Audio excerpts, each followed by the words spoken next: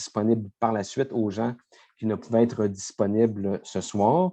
Notre objectif, c'est de terminer vers plus ou moins 20 heures, peut-être quelques minutes, si jamais il y avait un flot de questions, de préoccupations qui nécessitaient qu'on poursuive un peu après 20 heures, bien évidemment qu'on va rester avec vous. Mais notre objectif, c'est de terminer vers 20 heures, puisque s'il y a des gens parmi vous qui avaient des préoccupations ou des engagements après 20 heures, pour ne pas les empêcher de les respecter. Alors, sans plus tarder, je vais demander donc à Marie-Ève Sullivan de Triathlon Québec à venir nous dire dans quelques minutes pourquoi il est important pour le regroupement des fédérations de sport aquatique de tenir cette série de rendez-vous. Marie-Ève, c'est à toi. Excusez, mon micro était fermé. Merci, Sylvain. Tout d'abord, là, je voudrais remercier là, Elisabeth, Soban et Cindy là, d'avoir accepté l'invitation ce soir là, de venir nous parler de ce que vous avez vécu dans la dernière année. Pour vous expliquer un peu ce qui nous a amené à organiser ces rencontres-là, tout d'abord, là, depuis quelques années, la gestion du sport a beaucoup changé. C'est plus juste de la compétition puis de la performance. Il y a vraiment un volet qui avait peut-être été négligé dans le passé, qui est rendu très important pour nous, les fédérations sportives. C'est la santé, la sécurité et le bien-être des athlètes. Puis, depuis quelques années, on a vu l'énoncé ministériel sur la protection de l'intégrité que toutes les fédérations sportives qui venaient du ministère, dont toutes les fédérations sportives ont adhéré. Ensuite, il y a eu aussi la création de Sportaid, puis toutes les fédérations sportives ont fait des politiques de protection de l'intégrité et tout ça. Donc, partant de là, moi, je travaille beaucoup avec toutes les fédérations de sport aquatique. On s'est rencontrés beaucoup plus souvent pendant la pandémie parce qu'on sentait ce besoin-là, tu sais, de parler du travail, ce qu'on vivait au travail, mais aussi personnellement, comment on vivait la pandémie. Puis ça nous a fait beaucoup de bien d'avoir ces rencontres-là qui, au début, étaient à tous les jours, puis après ça, qui se sont espacées un petit peu. Puis en discutant ensemble, on a fini par faire les mêmes constats qu'on remarquait chez nos membres, chez nos officiels, nos entraîneurs, nos athlètes, qui avaient un certain besoin de sortir de l'isolement, que c'était difficile pour eux aussi. Puis on s'est dit, nous, ça nous fait du bien de se parler entre nous autres, puis on va essayer d'organiser des rencontres pour qu'eux aussi puissent parler entre eux, favoriser les échanges, sortir de l'isolement, puis aussi partager des outils qui nous aident à passer à travers des épreuves plus difficiles. Donc, c'est ce qui nous amène à cette rencontre ici ce soir. Merci beaucoup, Marie-Ève. Moi, j'ai peut-être un petit clin d'œil à vous faire participant. Si vous êtes en train de manger ou de prendre l'apéro, ce n'est pas grave si on vous voit. Alors, vous pouvez allumer vos caméras. Ça va rendre le rendez-vous encore plus intéressant pour nos panélistes de voir à qui on s'adresse. Mais en même temps, si vous souhaitez conserver vos caméras éteintes, on va comprendre et respecter ça. Alors, merci encore une fois, Marie-Ève. Joey, nous, depuis un an, qu'est-ce qu'on reçoit comme témoignage, comme préoccupation de nos athlètes là, un peu partout au Québec liés au contexte actuel? C'est une variété de problématiques et de préoccupations. Mais ce qui ressort, en fait, c'est ce qui ressort, en fait, peu importe les acteurs aussi, on a fait des activités auprès des officiels, auprès des entraîneurs, des parents. C'est souvent les mêmes préoccupations, peu importe le chapeau et le rôle qu'on occupe. Auprès des jeunes, en fait, spécifiquement, il y a vraiment tout ce qui était, comme tout le monde, l'adaptation, à un moment donné, s'adapter pendant 2 semaines, pendant 2 mois, être créatif, essayer de se garder motivé puis de se convaincre que ça va bien aller puis tout ça. C'est facile de le faire pendant 1 mois ou 2, mais de le faire pendant 1 an de temps avec toute l'incompréhension, l'incertitude. Mon ami à gauche peut faire son sport, moi je ne peux pas le faire. Mon frère peut faire son sport, moi je ne peux pas le faire.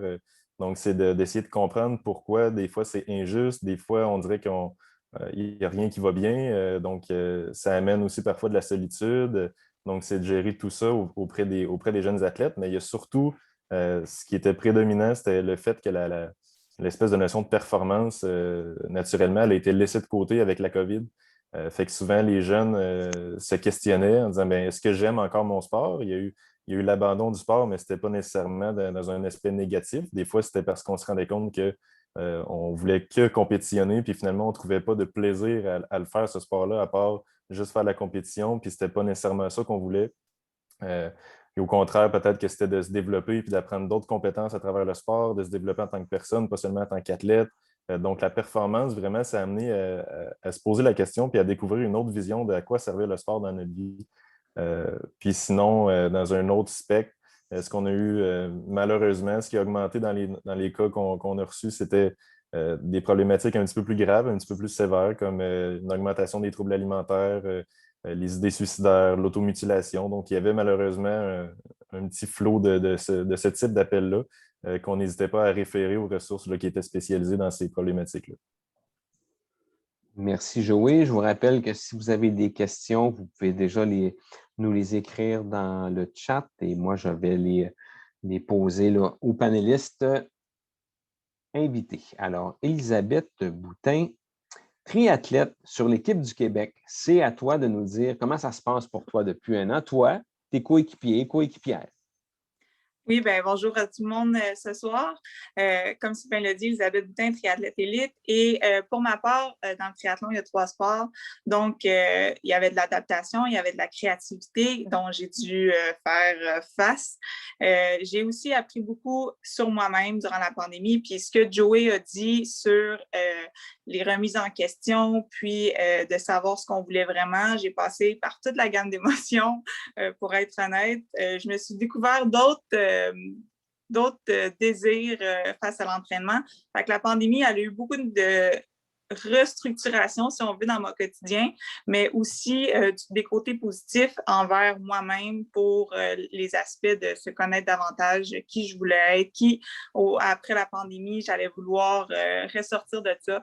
Puis je trouve que la pandémie, j'ai eu beaucoup d'adaptations à faire, essayer d'être créative dans mon sport, me donner des objectifs à court terme. Aujourd'hui, est-ce que j'aurais refait ça? Peut-être pas, parce que la pandémie, ça a quand même été difficile, mais j'aurais rien changé sur le développement personnel auquel j'ai vécu jusqu'à présent. Merci beaucoup, Elisabeth. Alors, on va passer à Chauvane Anderson, qui est plongeuse sur l'équipe du Québec. Chauvane, c'est à toi. Merci beaucoup, puis merci à tout le monde qui est là aujourd'hui, incluant les autres panélistes. Et Sylvain, merci d'organiser ça. Alors, oui, en plongeon, je décrirais mon expérience avec le COVID un peu comme des montagnes russes depuis que ça a commencé, parce qu'en plongeon, on a eu plusieurs feux verts pour quand est-ce qu'on pouvait recommencer, mais aussi plusieurs feux rouges à différentes reprises. Parce que c'était difficile au niveau émotionnellement de gérer tout ça, incluant comme à 2 semaines des championnats canadiens, on se fait arrêter, puis le reprendre encore une fois. Alors, c'était difficile à gérer, c'est sûr, mais je pense que ça a aussi apporté des opportunités d'apprentissage, comme Elisabeth a aussi mentionné, parce que ça nous permet d'apprendre sur nous-mêmes comment gérer des situations où est-ce qu'on fait face à de l'adversité, c'est sûr. Puis là-dedans, je pense qu'il y a une grande partie, c'est de prendre de la perspective. J'aime beaucoup l'analogie que j'ai découvert récemment, que notre histoire, notre vie, c'est un peu comme un livre, une autobiographie qu'on écrit, où est-ce que chaque chapitre, c'est une différente phase. Puis j'aime prendre la perspective de, OK, bon, quand le chapitre de COVID va être terminé, qu'est-ce que j'aimerais pouvoir dire que j'ai appris sur moi-même ou que j'ai développé ce genre de choses-là. Mais je dirais que ça résume un petit peu mon histoire, mais j'ai hâte d'embarquer un petit peu plus dans la discussion aussi plus tard. Merci, Chauvane. Cindy Ouellet, donc, qui est athlète paralympique en basketball en fauteuil roulant, en ski paranordique. Cindy, toi, tu vis ça comment depuis 13, presque 14 mois, cette fameuse pandémie? C'est sûr que c'est un petit peu comme les deux autres athlètes qui viennent de vous parler. C'est pas facile. Je pense qu'on vit toute la même chose, qu'on soit parents, enfants, administrateurs, coach, peu importe c'est quoi notre rôle dans le sport. Moi, les Jeux paralympiques ont été repoussés l'année dernière, / cancellés l'été dernier. Là, cet été, c'est encore pas certain. Fait qu'on s'entraîne pour, oui, j'ai un but, oui, j'aimerais ça que les Paralympiques se fassent cet été pour les Jeux de basket. Puis sinon, moi, je me dis, OK, je vais peut-être pouvoir faire ça d'hiver. Puis encore là, tout est vraiment pas certain. Mais moi, dans le fond, ce soir, je suis là pour vous dire que c'est correct d'être vulnérable. Moi, c'est ça que j'ai appris beaucoup pendant la pandémie, que c'était correct d'aller demander de l'aide. Moi, j'ai fait une grosse dépression cet été. Quand j'étais plus jeune, la raison du pourquoi j'étais en fauteuil, j'ai un cancer quand j'étais plus jeune. Puis j'étais beaucoup dans les trucs suicides, automutilation. Puis moi, le COVID a rapporté tout ça à la surface. Fait que j'ai recommencé à faire ça au mois d'août, septembre. Puis justement, la différence de quand j'étais jeune puis que je faisais ça, là, je me suis dit, OK, c'est correct d'aller chercher de l'aide. Puis c'est vraiment ça qui a fait en sorte que je m'en suis sortie. Je suis encore là-dedans, je suis encore sur médication d'anxiété, dépression et tout. Mais je pense que justement, mon rôle présentement, c'est important d'en parler. Souvent, on voit ça vraiment comme étant on a honte de dire qu'on ne va pas bien quand on est des sportifs et tout.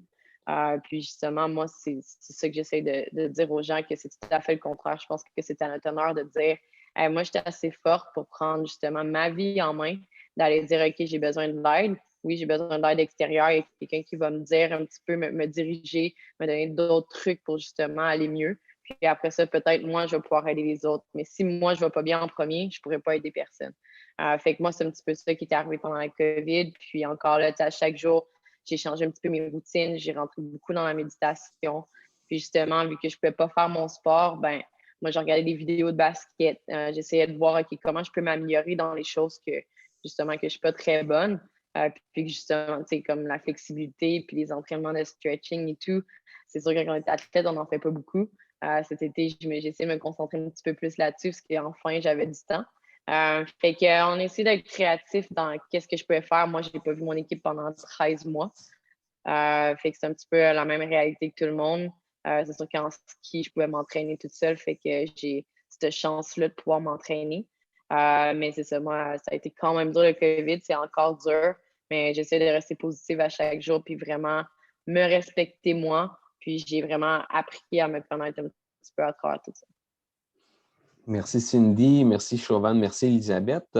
À vous tous les participants qui êtes là depuis le début, je vous ai dit 2 ou 3 fois si vous avez des questions, mais ça pourrait arriver que vous ayez des commentaires aussi ou des choses à exprimer qui ne sont pas nécessairement des questions. Il ne faut pas se gêner, il faut le faire. On est là pour vous. C'est un rendez-vous qui a été organisé, qui est présenté pour vous. C'est à votre intention. Alors, il ne faut surtout pas se gêner, se priver de l'occasion qui est là. Alors, Jean-Paul, tu réagis, tu rebondis comment sur les propos de Joey, de nos 3 panélistes? Donc, bonsoir tout le monde. Vraiment heureux d'être parmi vous ce soir. Puis, toujours intéressant, inspirant d'entendre les témoignages des athlètes, de la façon qu'ils ont vécu ça. Puis, c'est tout le temps super agréable aussi d'entendre leur réalité, leur perspective, parce que je pense qu'on peut aussi reconnaître beaucoup de comment on a été, nous aussi, à travers tout ça. Donc, ça fait écho avec certaines choses qu'on a vécues au cours de la dernière année. Moi, ce que j'entends beaucoup dans les différents témoignages ce soir, c'est déjà dès le départ de s'adapter à cette nouvelle situation-là. Puis, tu sais, il ne faut pas... en plus, on est dans le sport, c'est qu'habituellement, dans le monde sportif, on doit tout le temps constamment s'adapter. Mais là, s'adapter constamment pendant 1 an en situation pandémie, ça, même si on a certaines habiletés, ça dépasse vraiment toutes les habiletés qu'on avait pu apprendre. Donc, on a vraiment une nouvelle façon d'approcher ça. Et ce que j'ai entendu par rapport aux 3 témoignages, c'est beaucoup d'aller à l'intérieur d'eux, de faire de l'introspection, d'apprendre à se connaître pour vraiment s'adapter à ce changement-là. Puis, j'ai utilisé vraiment une image dès le départ de la pandémie pour supporter différents entraîneurs, différents organismes, de comprendre la courbe du changement parce qu'on a des outils pour naviguer à travers tout ça. Et c'est beaucoup ce que j'ai vu dans les témoignages. Donc, au début, on est sous le choc, on peut être dans le déni un peu, puis wow, c'est des montagnes russes. un moment donné, c'est qu'on peut être triste par la situation, mais à un moment donné, on accepte la situation. Puis une fois qu'on a accepté la situation, bien là, c'est là qu'on va mettre des choses en place, expérimenter des choses et contrairement à ce qu'on avait cru au début que wow, c'est tout nouveau, mais on trouve un sens à cette nouvelle situation-là. Puis là, ça nous permet vraiment d'avancer puis de trouver des façons d'être créatives, comme Elisabeth a parlé, de vraiment trouver des façons de s'adapter et peut-être d'utiliser des façons différentes, comme Cindy elle a parlé, de vraiment peut-être devenir encore plus consciente, faire de la méditation pour encore une fois comprendre encore plus comment on peut s'adapter à ce type de situation-là. Une chose aussi qui a été beaucoup communiquée au cours des 3 témoignages, mais c'est toutes les émotions que ça génère, ça. Puis qu'est-ce qu'on fait avec ces émotions-là? Il y a eu beaucoup d'émotions qui ont pu être négatives, peut-être aussi à certains moments des émotions positives aussi, mais il n'y a pas de bonnes ou de mauvaises émotions. Ce qu'on peut vraiment comprendre, puis il y a vraiment un livre qui s'appelle L'agilité émotionnelle qui dit que les émotions, bien, c'est plutôt vraiment des informations. Puis plus on va chercher de l'information d'émotions négatives ou émotions positives, bien, on apprend à se connaître, on apprend encore une fois à devenir plus conscient, comment s'adapter, comment rebondir avec certaines situations-là. Puis c'est beaucoup ce que j'ai entendu à l'intérieur des témoignages. Puis l'agilité, on l'entend beaucoup par je suis agile avec mes pieds, je suis agile avec différentes habiletés techniques, mais je pense que l'agilité cette année est devenue beaucoup émotionnelle. Comment s'adapter sur, OK, feu vert, feu rouge, j'arrête, je recommence. Donc, il a fallu vraiment être agile à vraiment gérer, connaître nos émotions. Puis ça, ben, juste le fait de comprendre ces émotions, ben, ça peut soit nous donner de l'énergie ou soit nous enlever de l'énergie. Puis moi, j'aime tout le temps connecter ça à la motivation. Bien, la motivation, qu'est-ce que c'est? Bien, c'est justement l'énergie qui nous aide à avancer, peu importe dans quel contexte on est. Plus on va aller trouver du sens à ce qui se passe autour de nous, plus on est conscient, plus on va connecter ce qu'on fait en tant qu'athlète et qu'on va trouver ça utile d'aller s'entraîner, autant pour soi que pour notre communauté, que d'être un modèle en tant qu'athlète pour aider les autres qui va donner du sens. Mais tout ça va générer une motivation beaucoup plus optimale, beaucoup plus saine. Et ça, ce n'est pas à négliger, mais tout ça est possible si on devient conscient de ces modèles-là, si on devient conscient de nos émotions, de ce qu'on vit, qu'on est honnête avec ça. Et Cindy, à toutes les fois que j'ai été sur un panel avec elle puis que je l'ai entendue, c'est une porte-parole incroyable pour parler de la vulnérabilité, un mot que peut-être on n'emploie pas souvent en sport. Vulnérabilité veut dire s'ouvrir, se laisser aider si on est en situation où est-ce qu'on a besoin d'aide. Et on a besoin de porte-parole comme ça, on a besoin de plus en parler, de comment on peut s'ouvrir, comment on peut demander de l'aide pour si des fois ça ne va pas aussi bien que d'habitude à cause des différentes situations, bien, on peut avoir de l'aide ou on peut avoir vraiment une marche à suivre plus claire, plus nette pour comment on peut aller chercher de l'aide qui va être bien pour nous, puis vraiment authentique pour nous. On a beaucoup de modèles à l'extérieur du Canada, je trouve. Donc, il y a Michael Phelps qui parle beaucoup de c'est OK de ne pas être OK. Et là, ben, on a des ambassadeurs, des ambassadrices à l'intérieur du Québec qui propulsent ce message-là et je crois que c'est extrêmement sain parce que le fait de montrer sa vulnérabilité, c'est un acte de courage. La façon qu'on le reçoit, cette vulnérabilité-là, est très importante. Donc, plus on va bien recevoir cette demande d'aide-là, puis qu'on va soutenir, bien, plus les autres personnes de la communauté vont demander de l'aide. Puis quand on pense à ça, bien, on fait juste coopérer de la meilleure façon, plus de collaboration. Et on revient avec les autres principes que le sport nous donne et la performance nous donne, qui peut être un véhicule pour développer la santé, développer la sécurité, oui, physique, mais sécurité psychologique aussi, et le bien-être. Et par expérience, en tant qu'ancien entraîneur, je le sais que les athlètes, quand ils sont bien, bien, ensuite de ça, ils sont bons. Donc, c'est vraiment ce que j'ai entendu à travers les 3 témoignages. Puis je pense que les prochaines discussions vont être super intéressantes. Moi, il y a quelques éléments que j'ai notés, puis encore une fois, je vous rappelle que s'il y a des questions, vous nous les écrivez dans le chat, mais la première chose sur laquelle moi j'ai envie de réagir, c'est vulnérabilité, puis athlète de haut niveau. Il me semble que ça ne va pas dans la même phrase. Fait, comment on apprend, comment on réussit comme athlète? Et là, je vous dirige la question à tous les trois, Cindy, Elisabeth et Chauvin, puis ensuite Jean-Paul. Comment on réussit à toucher à ça, à apprivoiser ça, puis à cohabiter avec ça, la vulnérabilité, quand on est un athlète de haut niveau? Laquelle des trois voudrait réagir? Hey, c'est trois filles ce soir, on est chanceux? Tabarouette. Elisabeth, vas-y. Ouais. Ça fait maintenant 17 ans que je fais du triathlon. Puis, depuis le début de la pandémie, comme Joey a dit, j'ai essayé d'être créative. Puis, j'ai mis dans mon garage une piscine hors terre pour pouvoir nager. Puis, tout le long de la pandémie, je ne me suis pas fiée nécessairement aux installations auxquelles j'aurais peut-être eu droit en temps normal. J'ai essayé d'être créative dans la manière que je me suis procuré des poids et tout ça. Puis, je ne me suis jamais remise en question sur quoi que ce soit, sur mon désir de l'entraînement, sur qu'est-ce que je voulais faire, toute l'incertitude, jusqu'en octobre. Ou en octobre, c'est comme si on dit la balloune a éclaté, là. Puis, tous les questionnements dans ma tête, le pourquoi je le faisais, ça venait récurrent. Puis, à tous les jours, je me posais les questions. Puis, en octobre, j'ai éclaté, puis j'ai fait de l'épuisement psychologique. Et au moment où j'ai dit, je me sens vraiment pas bien, personne dans mon entourage avait vécu ça. Puis à un moment donné, ça faisait déjà 2 semaines que je pleurais beaucoup, mais je me posais pas nécessairement de questions parce qu'on est en pandémie. Tout le monde vit quelque chose de différent, de nouveau, qui n'est pas nécessairement positif.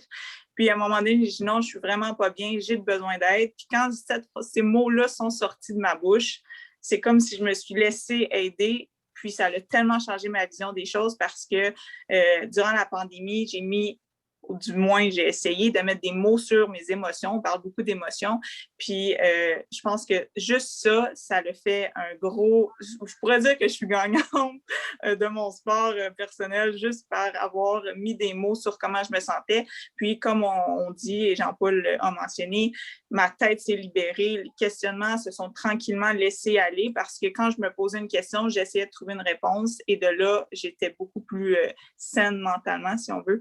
Donc, de s'être rendu vulnérable m'a amené un peu de positif, mais c'est quelque chose auquel je n'avais jamais vécu, contrairement à Cindy. Puis je trouve ça beau ce que Cindy mentionne parce que se rendre vulnérable, c'est difficile, mais je sais que ça peut... Je suis peut-être pas nécessairement la seule dans cette situation-là.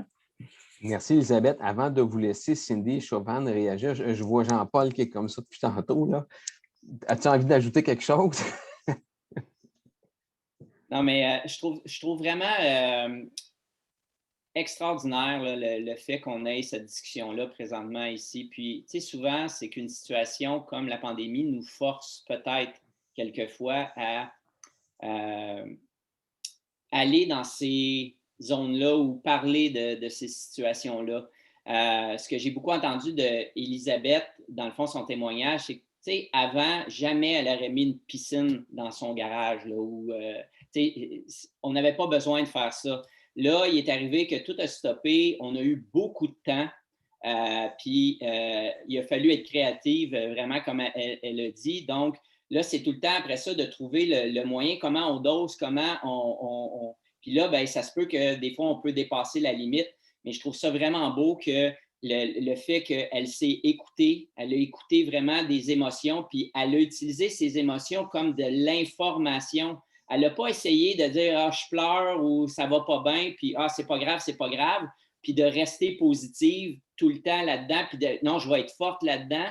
Pour moi, ben, le modèle qu'elle vient, la façon qu'elle vient de l'expliquer, de se rendre vulnérable, puis tu sais quoi, j'ai besoin d'aide présentement, puis ça va pas bien.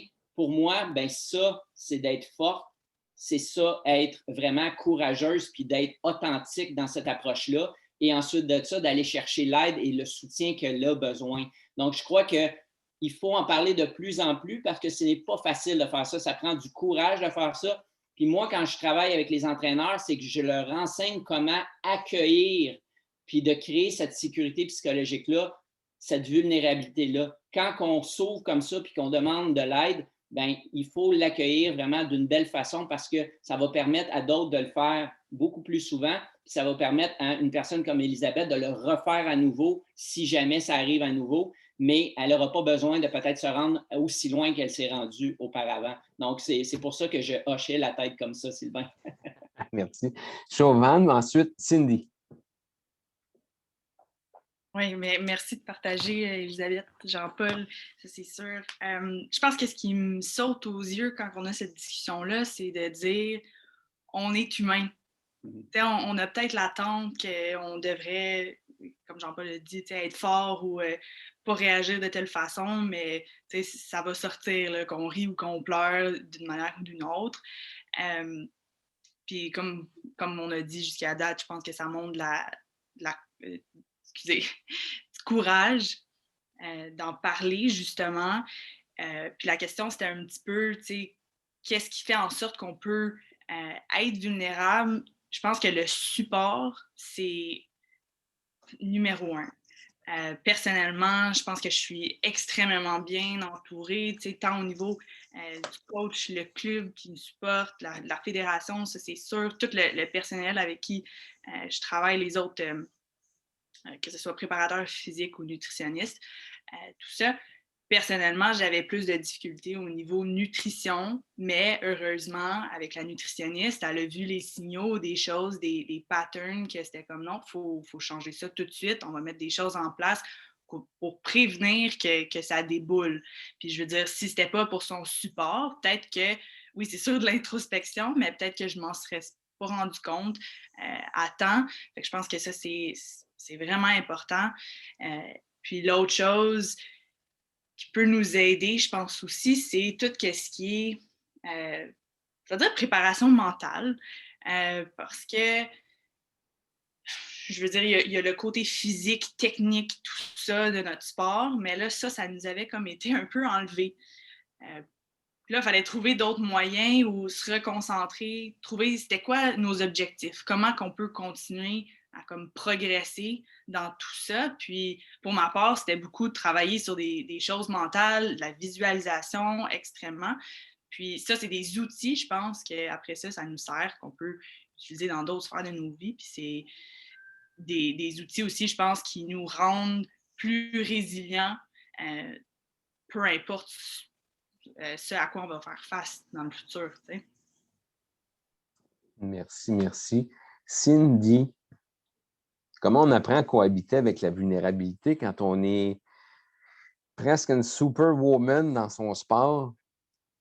Je pense que c'est réaliser justement que être athlète n'égale pas nécessairement super-héros.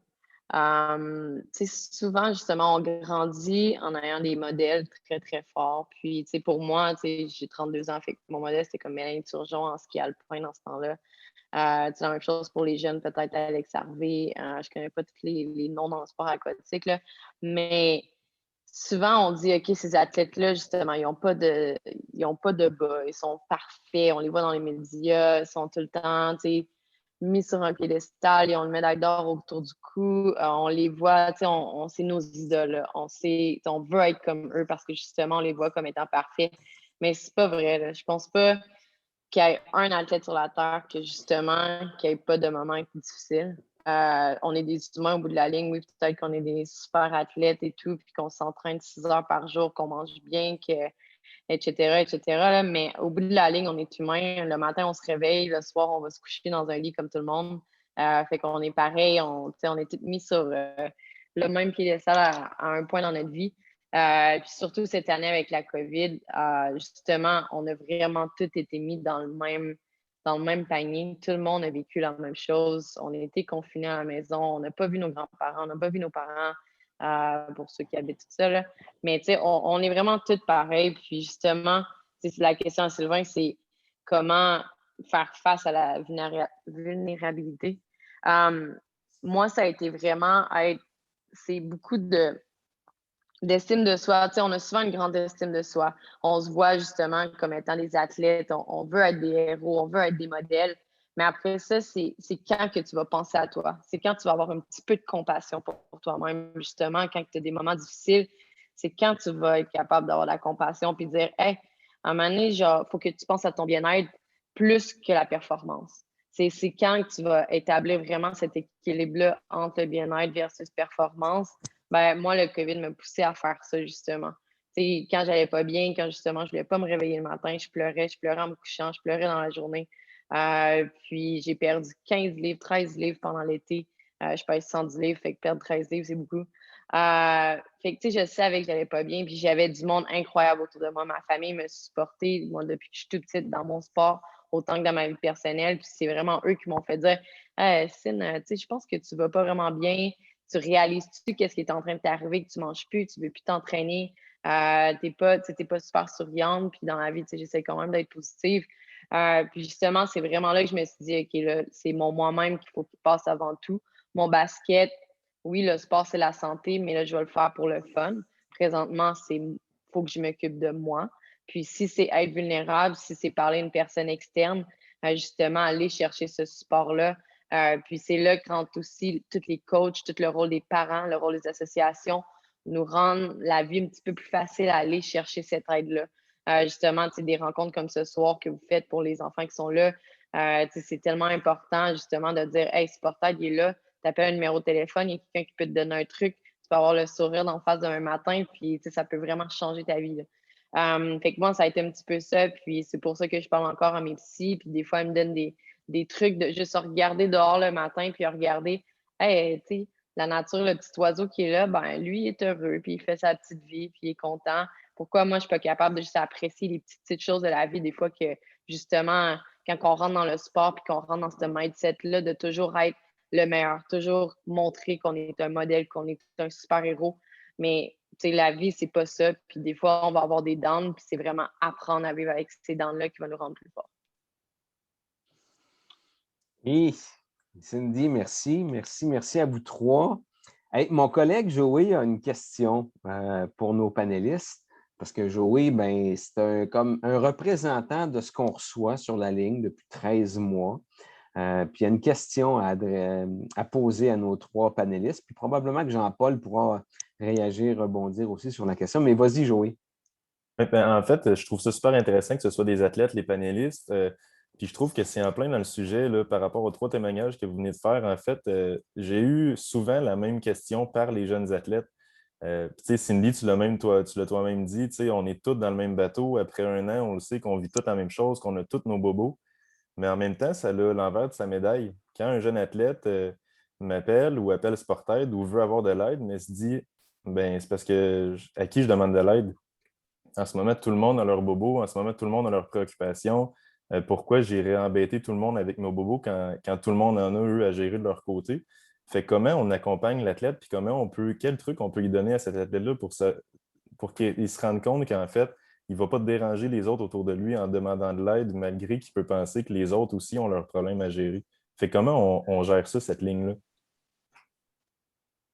Pendant que vous réfléchissez, nos trois panélistes, je rappelle aux participants que vous pouvez nous écrire des questions dans le chat. Alors, dans l'ordre, Chauvin, Elisabeth et Cindy. Merci, Joey, pour la question. Je pense que la première chose qui me vient en tête, puis surtout quand on parle d'athlète, on a tendance à être assez difficile avec soi-même, puis c'est un sujet auquel on a abordé en termes de compassion, puis tout ça. Je pense j'aurais comme tendance à dire, si quelqu'un venait à toi, en parlant à l'athlète, comment est-ce que tu réagirais? Comment... Fait que là, au lieu, l'athlète peut comprendre, qu'est-ce que je dirais à un ami, exemple. Puis je pense que pour ma part, en tout cas, ça me ferait réaliser que ben, si quelqu'un vient me voir, c'est sûr que je vais les écouter. C'est jamais. Puis je pense qu'il y a cet aspect-là, mais c'est sûr qu'en termes d'accompagner des athlètes, je pense qu'il faut qu'il y ait des personnes en qui ils ont confiance puis qui vont aller parler de ces aspects-là. C'est vraiment des relations de confiance. C'est qui à ce moment-là qui va peut-être voir les premiers challenges ou les struggles, je veux dire, là, excusez mon franglais. Est-ce que c'est le coach? Est-ce que c'est les parents? Est-ce que c'est un autre coéquipier? Comme c'est qui? Puis après ça, avoir une conscience de c'est où est-ce qu'on peut aller chercher les ressources. Puis ça, effectivement, peut-être qu'il faut qu'on ait comme une meilleure connaissance, parce que même moi, personnellement, je ne sais pas nécessairement, je veux dire, il y a Sportaid puis tout ça, mais c'est qui, où est-ce qu'on va chercher ça? C'est quoi la première étape? T'sais? Fait que c'est pas facile comme question, ça c'est sûr. J'apprécie que tu la poses, puis je suis certaine que les autres panélistes ont des meilleures réponses que moi. Merci, Elisabeth, c'est à toi.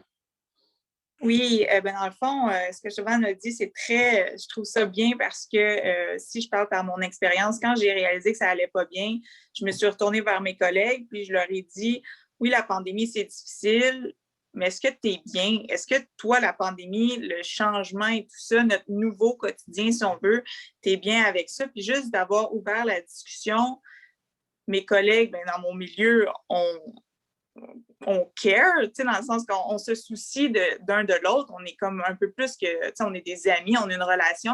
Fait que veux pas, moindrement que je me souciais de comment allaient mes collègues ou peu importe ma famille, ça venait de soi, ça allait de soi, que des fois, je disais juste comment ça va. Juste un simple comment tu vas aujourd'hui, que des fois, ça changeait la donne parce que oui, il y a cette relation de confiance-là, comme elle a dit. Puis, pour ma part, ce qui m'a aidé, oui, il y a eu la consultation avec une psychologue, mais j'en ai eu besoin, c'est sûr, quand ça a éclaté dans ma situation. Mais je veux dire, même encore aujourd'hui, on parle de octobre passé à aujourd'hui, ça fait quand même quelques mois, j'ai un suivi régulier avec ma psychologue. Puis on s'est donné un défi, je parle beaucoup de mettre des mots sur comment on se sent, mais l'écriture. Puis quand j'ai une situation aujourd'hui, je me dis, je me sens pas bien, on dirait que ça me draine de l'énergie pour une journée assez banale. Je vais juste sortir mon petit journal, me mettre des mots, et dire qu'est-ce qui fait en sorte que ça va pas bien aujourd'hui ou qu'est-ce qu'aujourd'hui, ce dont je suis fière, qui pourrait me permettre de passer une meilleure journée, de bien terminer ma journée. Puis en ayant mis des mots sur papier, des fois, ça m'aide à avoir une perspective différente de comment je me sens, de mes émotions. Ou des fois, je vais écrire un peu quand je suis fâchée ou je ne sais pas pourquoi. Puis juste de bien terminer ma journée, puisque mes émotions, comment je me sens, ce que j'ai ressenti le matin ou peu importe, sont terminés, sont écrits, c'est fini, on tourne la page. Fait que l'écriture, pour ma part, ça m'a vraiment aidé. Puis même encore aujourd'hui, des fois, je retourne voir dans mon petit journal, puis je trouve ça drôle, mais ça me permet de voir l'évolution d'où je suis aujourd'hui, d'où je suis partie, puis ça me permet de relativer sur... Des fois, j'ai des mauvaises journées, mais j'étais vraiment basse, donc aujourd'hui, c'est une bonne journée. Fait que l'écriture, c'est aussi une bonne pour moi. Merci, Elisabeth. Cindy, toi? Pour moi, c'est sûr que ça a été parlé aussi. Vraiment être bien entouré, ça, je pense que c'est step one. Justement, quand tu vas voir quelqu'un, je pense pas qu'il y ait quelqu'un qui va te retourner de bord là, quand tu vas pas bien. Des fois, on a cette peur-là de déplaire, de déranger. Je pense que si on est capable de passer par-dessus ce step-là en premier, vraiment dire « OK, je ne dérangerai pas personne. » Justement, comme Cheban a dit, genre, s'il y a quelqu'un qui vient à toi, ça va être quoi ta première réaction? Ça va sûrement être des aider puis des écouter. Puis justement, si on n'a pas les outils pour... moi, des fois, c'est ça, je réfère à Sportaid, évidemment, puis il y a d'autres services d'aide, peu importe la situation. Mais si on n'est pas capable d'aider à 100%, moi, on est là pour écouter. Puis je pense que c'est tellement la base de tout. Si quelqu'un vient à toi avec un problème, pour moi, au début, j'en parlais à mes amis. Mais encore là, il faut que tu fasses attention pour pas en parler à tout le monde parce que, oui, il faut en parler, mais en même temps, il ne faut pas... Les gens, à un moment donné, si on parle à tous nos amis de ça, des fois, ça devient inconfortable pour eux aussi. Moi, c'est pour ça que je suis allée chercher de l'aide externe, un petit peu plus nerd avec les psychologues, puis vraiment des trucs. Puis moi, c'est ça, ma psy, moi aussi, elle m'a recommandé l'écriture. Je suis pas vraiment bonne en écriture, j'ai jamais écrit vraiment ma vie, mes sentiments et tout. Mais c'est vrai que mettre ça sur papier, comme Elisabeth disait, ça te permet justement quand tu es fâché, quand tu vas pas bien, que tu mets juste toutes tes idées, tout ce qui te passe par la tête. Moi, c'était surtout quand que je dormais. Quand on a le cerveau qui roule à 100 000 à l'heure quand on dort, puis qu'on n'est pas capable de se rendormir, puis on est comme, on vient vraiment fâché. Fait que moi, elle m'a dit, OK, tout ce qui te passe par la tête, n'importe quoi, là, que ce soit que je pensais genre à manger, que j'étais fâchée d'avoir fait un truc dans ma journée, que j'étais pas bonne, je l'écrivais comme ça sortait sur papier, puis je mettais ça sur le côté ou sur mon sel, je mettais mon sel de côté, je le regardais pas jusqu'au lendemain pour après comprendre qu'est-ce qui s'est passé, mais c'est comme tu le mettais sur papier, ça sortait de ma tête, puis OK, je pouvais dormir enfin. Fait que moi, c'est comme un petit peu ça que ça a fait. Je joue beaucoup, beaucoup de musique, fait que peu importe c'est quoi notre channel qu'on utilise pour justement extérioriser nos sentiments. Moi, la musique, mettons que je joue beaucoup de piano depuis que je suis toute petite, j'ai joué ça, je sais qu'il y en a beaucoup qui dessinent. Fait que ça ne te dérange pas c'est quoi ta façon de faire, mais il faut vraiment trouver quelque chose qui va permettre de mettre tes mots que tu n'es pas capable de dire dans quelque chose, dans une activité, dans ton dessin, dans ta musique. Fait que moi, je trouve que ça m'a aidé énormément. Jean-Paul, mais déjà, Chauvane et Elisabeth, je vais vous demander de vous préparer parce que je vous ai vu réagir sur quelque chose que Cindy a dit quand on ne réussit pas à dormir la nuit. Je vous ai vu réagir toutes les deux. J'ai bien hâte de vous entendre là-dessus, mais en attendant, Jean-Paul, sur la question de Joey. Je vais mettre mon chapeau d'entraîneur pour quelques minutes. J'ai beaucoup aimé, là, dans le fond, tout ce que vous avez dit par rapport à vraiment des trucs très concrets, vraiment, pour vraiment, ce que j'appelle, c'est l'écriture pour moi, puis il y avait plusieurs de mes athlètes qui faisaient cette technique-là, c'est d'étiqueter les émotions, de mettre des mots sur les émotions comme Cindy a parlé, puis une fois que tu mets une étiquette sur ton émotion, mais par la suite, tu es capable de la communiquer vraiment de meilleure façon, puis tu es capable de la communiquer aux personnes qui sont autour de toi, dont l'entraîneur. Puis c'est souvent ce que mes athlètes, puis surtout quelques athlètes en particulier, ils écrivaient dans un journal, ils étiquetaient leurs émotions, puis ensuite de ça, quand on faisait nos débriefs ou nos analyses vidéo, on était en mesure de vraiment mettre le doigt sur la bonne émotion, puis ça nous servait encore une fois d'information pour vraiment rebondir par la suite. Ça, c'est le rôle de l'athlète. Là, en tant qu'entraîneur, en tant qu'administrateur, en tant que parent, je crois aussi qu'on a un rôle à jouer et un grand rôle à jouer là-dedans aussi. On est, quand on pense à ça, qu'on soit administrateur, entraîneur ou parent, on est en position hiérarchique, on est en relation hiérarchique avec les athlètes. Donc, on doit avoir une conscience et une connaissance on peut créer vraiment un environnement qui va permettre et faciliter les athlètes, quand ils vont moins bien, d'aller vers les personnes et communiquer que ça ne va pas bien. Puis ce que Joey a demandé comme question, pour moi, quand les athlètes sont là et qu'ils ont une difficulté à parler de ce qui se passe puis ils ont peur de déranger, c'est ça la vulnérabilité. C'est ça, de prendre ce petit instant de courage puis de dire « Go, je dis que ça ne va pas bien ».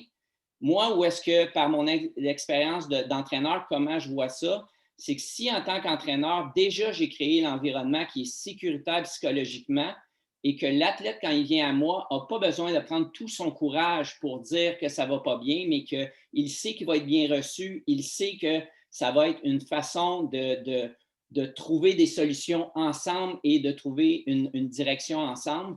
Moi, c'est beaucoup ce que j'enseigne aux entraîneurs, de dire, est-ce que vous êtes vraiment des entraîneurs qui parlent de performance ou vous êtes des facilitateurs, des créateurs d'environnement qui va favoriser un bien-être, que le bien-être de l'athlète va favoriser un rendement qui va mener à la performance. Donc, moi, c'est vraiment de cette façon-là que je vois ça. Puis vous pouvez monter ensuite de ça à un échelon quand on est administrateur.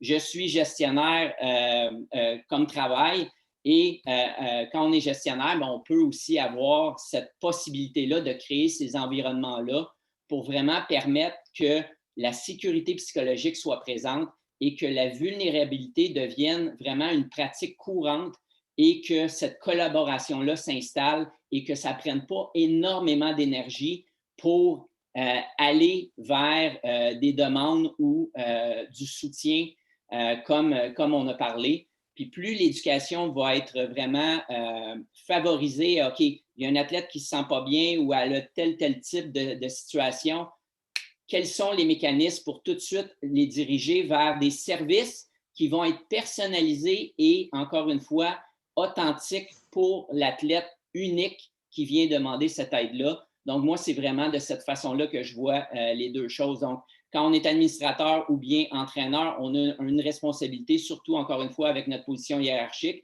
Et les athlètes, de vraiment travailler de cette façon-là, étiqueter et comprendre vos émotions. Puis ensuite de ça, ben, trouver vraiment le pont pour communiquer et avancer tous ensemble là-dedans et devenir très, très, très bien. Et par la suite, ben, on va être bon. Merci Jean-Paul. 19h50. Je vous rappelle que si vous avez des questions à nous écrire dans le chat, il ne faut pas se gêner. Le rendez-vous est pour vous. Je vous ai vu réagir, Shohan et Elisabeth, quand Cindy a parlé des moments où on se réveille la nuit. Le groupe, le club des insomniaques s'est agrandi depuis 13 mois. Vous faites quoi, vous, quand ça vous arrive? Et Chauvin en premier. Elisabeth, vas-y, Elisabeth. Non, ben oui, ça m'est arrivé aussi. Donc, d'écrire, c'est sûr que ça m'aidait aussi juste à enlever cette idée-là. Des fois, c'est juste, faut pas que j'oublie de faire ça, faut pas que j'oublie de faire ça, ce qui m'évitait de dormir. Donc, j'écrivais, au lieu d'essayer de m'en souvenir, je me disais, je vais l'écrire, je vais arrêter d'y penser, puis je vais le voir demain matin. Mais, ouais, j'ai trouvé ça drôle parce que il y a tellement de stress, je pense, avec la pandémie. Puis moi, c'était un quotidien complètement différent. Donc, je me disais, si j'oublie, puis là, ça m'évitait de dormir. Puis la récupération, on sait que si on dort moins, on récupère moins. Donc, je pense que un peu un cercle vicieux là-dessus. Puis c'est pour ça que, c'était juste un peu pour ça là, que d'écrire, ça m'a aidé aussi à essayer de mieux dormir, puis mieux récupérer. Chauvin, vas-y. Ouais, pour ma part, c'était une question de passer à comme 25 heures d'entraînement à 1 ou 2, tu sais, par jour. On peut dire que j'avais comme un surplus d'énergie tout le temps. Puis je pense que ce qui m'a aidé là-dedans, c'était d'avoir une routine, d'en créer une. De me lever à, je sais pas moi, 7 heures le matin à chaque jour pour commencer la journée, avoir quelque chose de stable là-dedans. Ça a vraiment été gagnant. Aussi, tout ce qui est, je veux dire, lumière bleue là, à l'écran ou, non, pas écouter son film préféré, dans mon cas, L'Homme c'est elle, le soir avant de se coucher. Non, on ferme ça, passer 8 heures. Ça a été quelque chose d'important pour moi. Méditation aussi. Ça, c'est vraiment propre à chacun. Là, je veux dire, au moment de la journée de le faire, mais pour moi, ça fonctionnait bien le soir. Ça m'aidait à me calmer.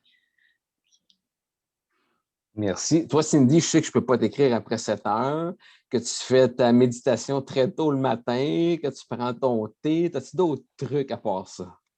Ben, tu sais, comme un peu, moi aussi, les médias sociaux, genre, la seule chose que je veux dire là-dessus, c'est que oui, c'est propre à chacun. Mais moi, c'est ça, Sylvain dit qu'il ne peut pas m'écrire après 7 heures, parce que moi, mes apps de médias sociaux ferment après 7 heures. Mes textes, c'est la seule chose que j'ai gardée ouverte, parce que justement, c'est la façon de connecter de ce temps-ci. On veut pas se déconnecter de tout le monde alentour de nous, parce que c'est la seule façon qu'on parle aux gens. Mais les messages textes, ceux qui sont proches de moi, savent qu'après 7 heures, ben, c'est comme ça qu'ils peuvent me rejoindre s'ils ont quelque chose d'important à me dire. Donc, Instagram, Facebook, Snap, Twitter, en tout cas, tous les autres sont fermés à 7 heures. Puis justement, je pense que moi, ça m'a permis de ne pas me comparer. En temps de pandémie, je pense qu'on se compare beaucoup aux autres. Autant que, tu sais, je pense souvent à l'exemple que, maintenant que je regarde quelqu'un qui fait de la super bonne bouffe, moi, je suis couchée dans mon lit, peut-être que je viens de manger une toast au beurre de pinot, puis il y a quelqu'un qui a mangé un super bon souper parce qu'il était vraiment, tu sais, sont bons à faire de la bouffe. Ben, veux pas, tu sais, c'est peut-être un exemple un peu stupide, là, puis anodin, mais tu te compares quand même. Tu es comme, tu sais, moi, je me suis juste fait ça, je suis pas tant bonne. Puis là, tu t'en vas te coucher avec cette idée-là dans ta tête. La même chose, peut-être que quelqu'un a fait, je sais pas, tant de pull-ups dans la journée, tant de push-ups, des abdos, un gros workout. Toi, cette journée-là, tu ne filais pas tant. Puis là, tu as réussi à faire juste une petite partie de leur workout. Puis encore là, tu t'en vas te coucher puis tu dis, hein, moi, j'ai juste fait ça. Mais dans le fond, c'est que justement, tu sais, que je vous ai dit tantôt, je suis passée à plus vouloir m'entraîner, à m'entraîner un petit peu. Justement, peut-être cette journée-là, peut-être que j'ai juste fait, je sais pas, 100 push-ups, 100 abdos, puis justement, c'était vraiment un bon workout. Mais je regarde sur les réseaux sociaux, il y a quelqu'un qui est en train de faire du squat, du deadlift à 300 livres dans leur garage, puis là, c'est encore tout le temps se comparer. Fait que je trouve que moi, en coupant ça, ça m'a aidé énormément. Puis Sylvain, il dit que des fois, justement, on travaille ensemble, puis on se texte les deux, on se lève 5h30, 6h le matin. Puis justement, quand moi, je me réveille, je me lève maintenant. Je niaise plus dans mon lit à justement penser, à angoisser à qu'est-ce que j'ai pas fait la journée d'avant, à angoisser, à dire, OK, aujourd'hui, je vais être capable de faire ça. Regarder dehors, il fait pas beau. Puis tu restes dans ton lit, puis t'es comme, ça me tente pas de me lever, il pleut encore, il fait froid. Mais à la place de ça, c'est comme, hey, je vais me lever, je vais partir ma journée du bon pied. C'est moi qui décide quand je vais la partir. Puis une phrase, je vais la dire maintenant parce que je la dis vraiment souvent. Je dis tout le temps, je ne sais pas qu'est-ce qui m'est arrivé, mais je suis qui j'ai choisi de devenir. Fait qu'à chaque jour, il va nous arriver des trucs. Peu importe que ça soit dans notre vie, tu sais. Moi, oui, j'ai eu mon cancer, oui, j'ai eu des grosses épreuves, mais on en a toutes des épreuves, que ce soit des décès. Cette année, il y en a beaucoup qui ont vécu des décès dans leur famille, des amis proches. Il y en a qui ont été malades, il y en a justement qui ont perdu leur emploi. Peu importe c'est quoi la déception que tu as vécue, il va t'arriver plein de choses. Mais au bout de la ligne, quand tu te réveilles le lendemain matin, c'est toi qui vas décider comment ta journée va se passer. Oui, peut-être qu'il va arriver d'autres choses de pas le fun, mais ta réaction à ça, c'est vraiment toi qui as le contrôle à 100% sur cette réaction-là. Puis justement, si on ne travaille pas sur nous-mêmes, à s'accepter comme qu'on est, puis justement à vouloir devenir un petit peu meilleur, un petit peu plus fort à chaque jour, on ne pourra pas passer par-dessus ces épreuves-là. Puis justement, accepter la défaite, accepter d'être vulnérable, puis que ça n'ira pas à 100% tous les jours, puis se donner le droit de pleurer, se donner le droit de dire qu'on n'est pas les plus toughs de la planète, que ce soit justement les entraîneurs, les parents qui sont sur le corps, les administrateurs, vous autres aussi, vous avez le droit de ne pas toujours être en contrôle à 100%. Vous avez beaucoup de responsabilités justement envers les athlètes et tout, puis être un modèle. Mais quand vous parlez, moi avec ma fédé, quand je parle avec mes directeurs, puis qu'ils me disent « Hey, je ne sais pas qu'est-ce qui va se passer », puis moi aussi, j'ai une semaine extrêmement dure. Ça a été dur de dealer avec toutes les règles. Tantôt, on disait le port du masque hier, il est obligatoire. Aujourd'hui, il n'est plus pour 2 personnes. Demain, ça va sûrement être une autre règle. On ne le sait plus, mais c'est pas juste pour les athlètes, c'est autant pour les parents, administrateurs. Fait, je pense que c'est important aussi d'être juste humain. Puis des fois, justement, vous pouvez leur dire aux athlètes, peu importe s'ils sont jeunes, hey, je ne sais pas ta réponse présentement, je vais travailler fort pour toi. Je fais tout en mon possible justement pour aider ton sport. Mais là, présentement, j'en ai aucune idée c'est quoi la réponse, mais j'y travaille. Fait que c'est rester humain dans tout ça, puis être vrai, puis justement, pas mentir pour rien, parce que je pense qu'il n'y a rien de plus frustrant que ça en tant qu'athlète de se faire dire un truc, puis qu'il n'y a aucun fond de vérité là-dedans. Fait que si on ne sait pas, ça finit là. Merci, Cindy. Jean-Paul, 2 choses.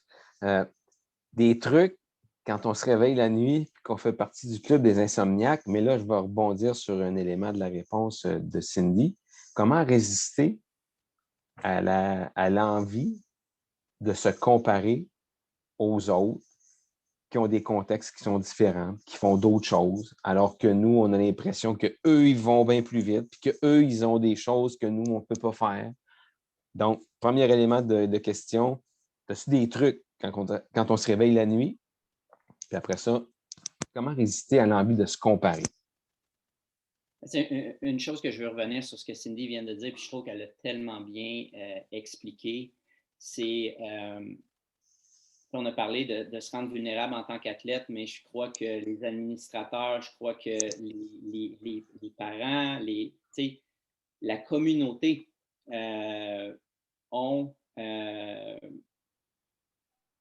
peuvent se rendre vulnérables, exactement comme Cindy a dit. Et juste le fait de se rendre vulnérable quand on est un entraîneur ou quand on est un administrateur, mais on est en train d'enseigner aux athlètes comment se rendre vulnérables eux aussi. Donc, on prêche par l'exemple. Donc, ça, je pense que c'est extrêmement important de comprendre ça. Et c'est pas facile parce que on a beaucoup de responsabilités, comme Cindy a dit.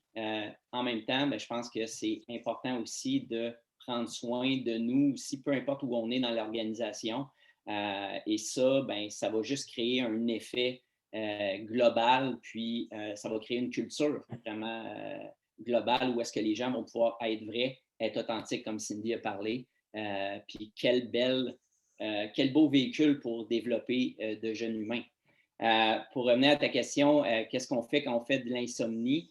Je pense encore une fois, c'est d'être conscient de qu'est-ce qui peut causer, encore une fois, l'insomnie. C'est de se poser des questions sur le niveau de stress qu'on a, sur qu'est-ce qui a pu bousculer un peu notre routine ou nos façons de faire ou comment on voit les choses. Est-ce qu'il y a quelque chose qui nous inquiète dans le futur? Est-ce qu'il y a quelque chose dans le passé que je suis encore accroché après? Puis là, ce que ça veut dire, c'est qu'on est moins vraiment dans le moment présent. Puis ça, on en parle tellement du moment présent, puis ça devient pratiquement cliché quelquefois.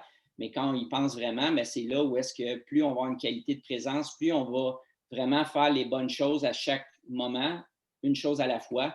On va permettre d'être beaucoup plus en contrôle de ce qu'on fait à chaque jour. Donc, encore une fois, d'être très conscient, puis d'accueillir ça, puis d'être correct d'accueillir ça comme sentiment.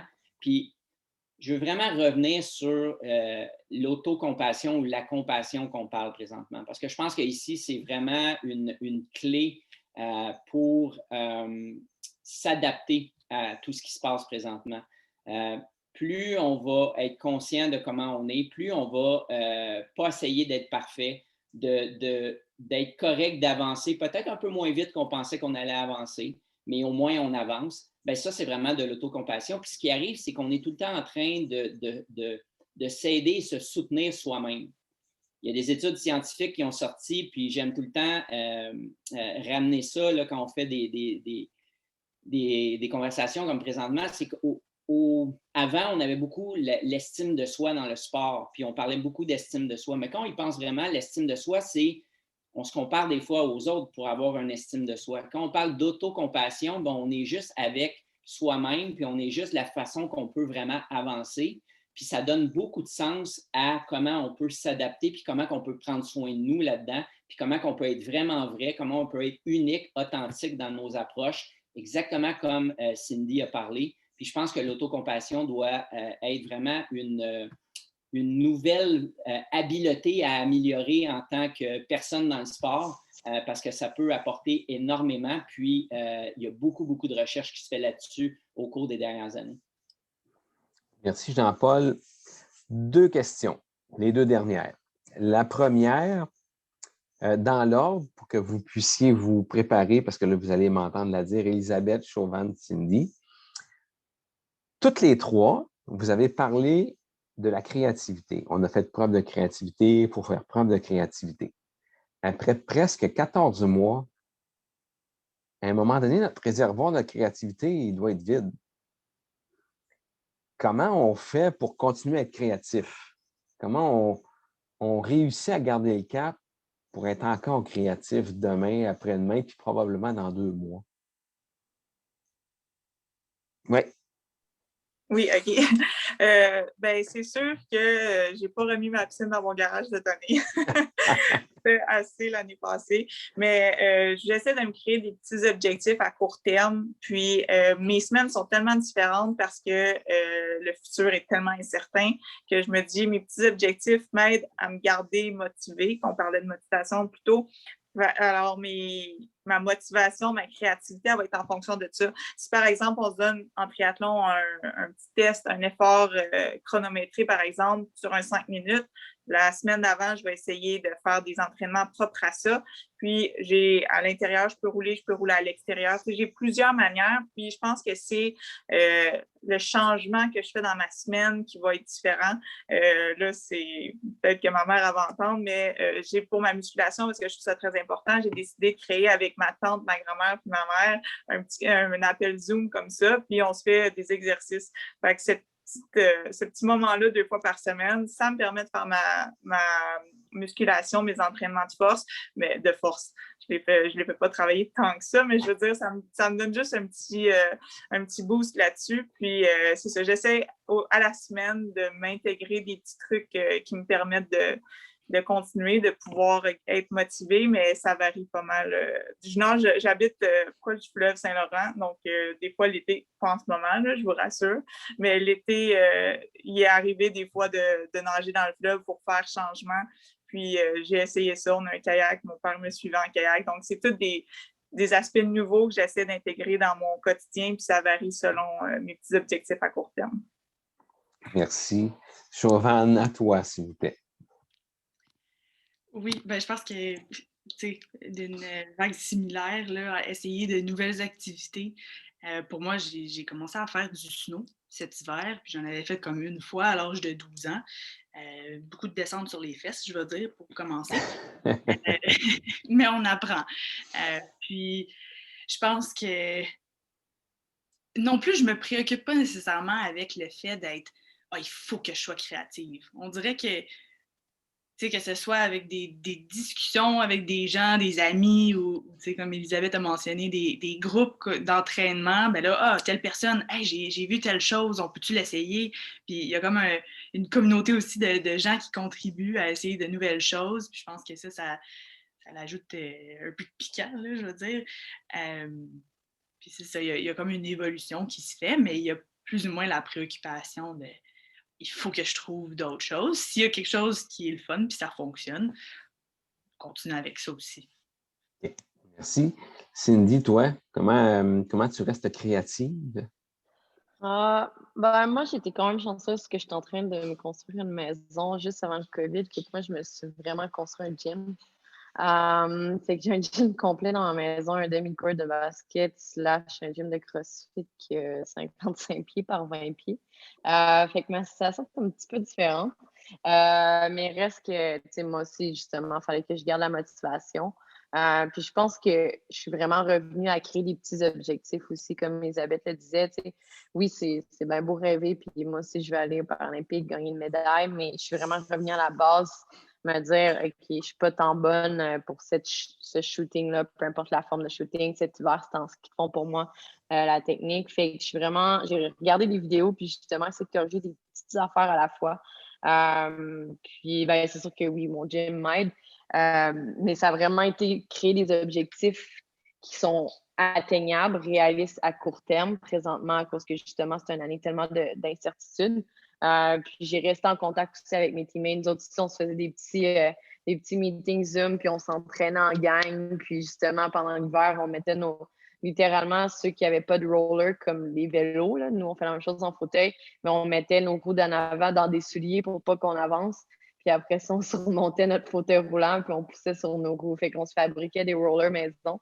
Fait que nous autres aussi, on a été assez créatifs. Il y en a qui roulaient littéralement en rond dans leur sous-sol en fauteuil. Fait que, mais justement, vu qu'on était ensemble, on riait, puis on a tourné ça un petit peu à la blague. On sait qu'on ne s'entraîne pas à 100% comme qu'on peut, mais au moins on fait des efforts. Merci, le temps dehors est revenu, fait qu'on peut retourner jouer dehors un petit peu, fait que ça va aider tout le monde. Dernière question pour nos 3 panélistes. Puis bon, Jean-Paul, je pense aussi que tu pourrais réagir là-dessus. Là. La pandémie, qu'est-ce qu'elle va vous laisser à chacun comme séquelles, conséquences positives, négatives, dans l'ordre? Cindy, puis je vais répéter la question pour vous laisser le temps de réfléchir. Là. Cindy, Chauvin, Elisabeth, alors, pour chacun de vous, qu'est-ce que la pandémie vous aura laissé comme conséquences, comme séquelles positives ou négatives? Tu veux que je commence? Oui. Pour moi, je pense que c'est juste une continuité de ma vie. J'ai pas tout le temps été la plus chanceuse dans toutes mes malchances. Mais au bout de la ligne, j'essaie de tourner en positif. Même si, oui, c'est un événement à première vue qu'on voit très, très négativement. Je pense que quand on va tous se sortir de ça, dans plusieurs années, s'il y a quelque chose qui nous arrive, on va genre faire hey, on a survécu une pandémie. C'est pas super d'avoir ça dans notre background. Souvent, Sylvain m'a entendu, puis Jean-Paul avant, j'ai le temps qu'on traîne un gros sac d'outils avec nous qui est vide quand on est tout petit.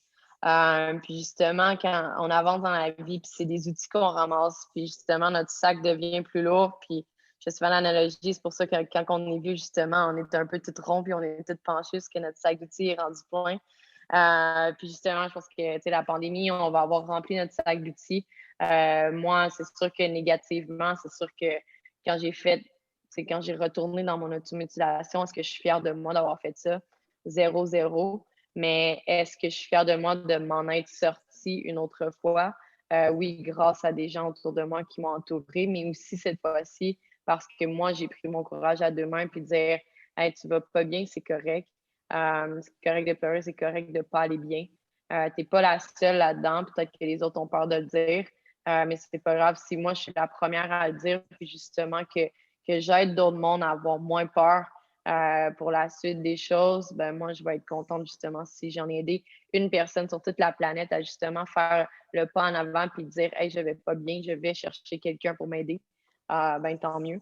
Fait que j'ai appris beaucoup à travers de ça. Fait qu'il y a beaucoup, je pense qu'il y a beaucoup plus de positifs. Je suis quelqu'un qui vit vraiment au jour le jour, le nombre de fois que je me suis fait dire justement que j'allais pas survivre à mon cancer, puis etc. par les docteurs. Puis moi, on dirait que justement, je veux prouver à la vie que c'est nous qui avons le contrôle, puis il n'y a personne qui va décider de où qu'on va être dans le matin. Merci, Cindy. Je pense que j'avais dit Elisabeth en deuxième, hein? Oui.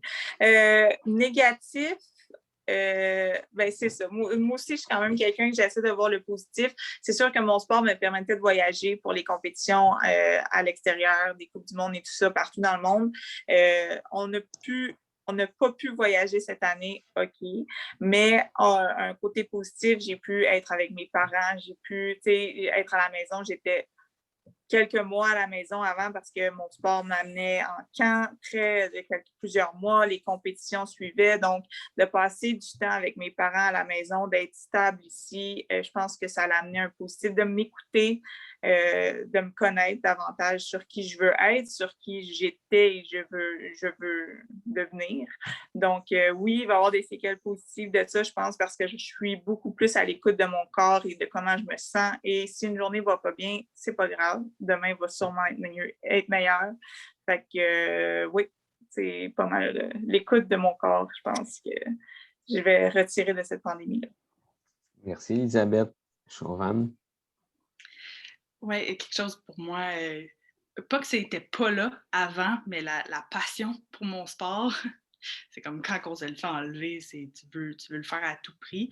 Puis, similaire à Cindy, Elisabeth, je vois ça aussi comme un apprentissage. Je veux dire, sur soi-même, définitivement. Peut-être dans le moment, c'est pas toujours le fun de le vivre, puis c'est pas toujours facile, c'est certain. Mais non, de gérer comment, pour moi, personnellement, je pense que c'était la réponse aux imprévus ou des choses qui étaient hors de mon contrôle. Comment est-ce que je réagis par rapport à ça? Puis j'ai beaucoup appris sur moi-même. Puis je pense que ça va juste être des outils, justement, comme Cindy a mentionné aussi, qu'après ça, tu peux l'appliquer dans toutes tes sphères de ta vie, puis ça va être avec toi là, jusqu'à la fin. Fait que, c'est ça. Merci. Jean-Paul, toi, qu'est-ce que nos athlètes vont retenir de ça, positivement, négativement? Puis en même temps, ben, je vais t'inviter à faire ton mot de la fin. Je pense qu'on a pu le voir là, par les trois témoignages, comment ils sont optimistes dans cette situation-là, comment vraiment ils ont tourné des situations difficiles, de l'adversité, en vraiment du constructif, puis comment ils peuvent vraiment améliorer les choses, se connaître encore plus, s'adapter encore plus. Puis souvent, quand on y pense, dans le monde d'avant ou le monde normal, des fois, on n'avait peut-être pas autant le temps de pratiquer puis de développer ces habiletés-là. Puis là, maintenant, ben, ils ont eu vraiment la clairvoyance d'aller vers ça naturellement. Tu sais, j'ai beaucoup aimé tantôt comment ils ont instinctivement expliqué que je suis revenu à la base. Puis dans le fond, la base, la façon qu'ils l'ont expliqué, c'est ils continuent à connecter avec les gens, ils continuent à se donner le choix puis à essayer des nouvelles choses. Puis ça, dans le fond, bien, quelle belle façon de maintenir la motivation. Puis je pense qu'on a découvert que on n'a peut-être pas besoin de toutes des choses extrêmement compliquées pour performer à vraiment un haut niveau. On vient en base, on vient vraiment à qui on est en tant qu'être humain. On se connecte, on a des choix, on veut s'améliorer, puis ben, la motivation va apparaître, puis c'est vraiment prouvé. Donc, je trouve on a eu vraiment des beaux modèles, des beaux témoignages ce soir, puis vraiment, pour la jeunesse, de s'identifier à ces athlètes-là, ben, quel beau cadeau. Donc, merci pour vos témoignages. Merci Jean-Paul, merci Chauvin, Elisabeth, Cindy. Joey, as-tu un dernier mot à nous dire avant de nous quitter? Peut-être un rappel? Oui, bien, c'est sûr que nous, Sportaid, le référencement fait partie de nos offres de services et de notre mission. Fait que si jamais il y a des athlètes ou tout autre acteur qui ont des problématiques particulières comme des troubles alimentaires ou des préoccupations qui ne sont pas là d'habitude, qui n'ont pas vraiment de ressources ou d'idées à savoir comment y faire face ou la gérer, ben, n'hésitez pas à nous appeler, puis on va pouvoir vous guider là-dedans puis vous amener vers les bonnes ressources. Puis ce que je retiens beaucoup de la discussion des panélistes et de Jean-Paul, c'est qu'il ne faut pas avoir peur d'aller demander de l'aide. On ne va pas déranger les gens autour de soi. Donc, je pense que c'est un outil puis c'est un message qui a été véhiculé de très bonne façon de la part des panélistes pour les jeunes. Merci, Joey. On a un commentaire là, qui est adressé à tous. C'est important de savoir s'adapter aux imprévus sur notre parcours pour avancer dans notre sport, dans la vie. Effectivement. Madame Marie-Ève de Triathlon, est-ce que vous êtes satisfaite de notre rendez-vous de ce soir? C'est le dernier d'une série de 6 déjà. On termine ce soir. Satisfaite? Oui, très satisfaite. Ben moi, j'ai commencé en mots d'entrée. J'ai commencé en remerciant les 3 filles, les 3 panélistes, mais je ne voudrais surtout pas oublier personne. Fait que là, je vais remercier les 3J, Jean-Paul, Joey et Sylvain. Merci à vous autres aussi d'avoir accepté de participer à ce projet-là. J'ai beaucoup aimé vous écouter ce soir, puis je comprends qu'en tant qu'athlète, ça a été difficile pour vous autres, la COVID, mais vous avez été capable, tu sais, je sens que ça vous a amené à faire une introspection, puis vous avez été capable de l'exprimer, excusez-moi, avec beaucoup de maturité. Puis c'est ça que je trouve beau, c'est de voir la résilience qui ressort de ça, tu sais, le positif qu'on est capable de faire ressortir d'une situation qui a été difficile. Puis je pense que ce que vous avez vécu, ben il y a vraiment beaucoup d'athlètes qui l'ont vécu aussi. Fait que c'est vraiment généreux de votre part d'avoir accepté de le partager. Puis moi, ben, ce que je retiens de tout ce qui s'est dit ce soir, c'est qu'il faut prendre soin de soi, arrêter de se comparer, de ne pas se soucier de ce que les autres pensent. Puis j'ai noté aussi que comprendre ses émotions et être capable de les exprimer, c'est super important, mais des fois, on a besoin d'aide pour le faire. Puis Sportaid est là, puis moi, ça serait le dernier mot que je voudrais dire. N'oubliez pas qu'il y a des ressources, puis Sportaid est là pour ça, 24 heures sur 24. N'hésitez pas à tout moment si vous avez besoin de parler. Donc voilà, merci beaucoup. Merci beaucoup, Marie-Ève. Merci. Puis là, je vois Olivier qui est avec nous, Olivier Bertrand, parce que c'est Olivier qui est à l'origine de cette série de 6 rendez-vous. Vraiment, merci aux fédérations de sport aquatique qui ont fait confiance à Sportaid. Vraiment, ça a été quelque chose de cool de faire ensemble. Vraiment très apprécié. On a eu des bons commentaires. Puis vraiment, merci à nos panélistes. Merci d'avoir été là. Puis ben là, je vais vous laisser avec le mot de la fin habituel parce qu'il est vraiment à propos. Je ne vous dirai pas bon retour à la maison, vous y êtes déjà. Merci beaucoup. Bonne fin de soirée. Bye bye. À la prochaine. Merci. Bye bye. Merci beaucoup. Merci beaucoup. Bye. Merci.